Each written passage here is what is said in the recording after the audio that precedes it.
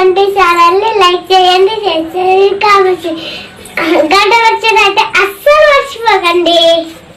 నమస్తే, NK24 TV వార్తల్లోకి స్వాగతం. నేను మీ శ్రీనివాస్. నిజామాబాద్ ఎమ్మెల్సీ కల్వకుంట్ల కవిత జన్మదిన వేడుకలు ఘనంగా నిర్వహించారు. ఈ సందర్భంగా బీఆర్ఎస్ వర్కింగ్ ప్రెసిడెంట్ కేటీఆర్, మాజీ మంత్రి తన్నీరు హరీష్ రావు జన్మదిన సందర్భంగా శుభాకాంక్షలు తెలిపారు.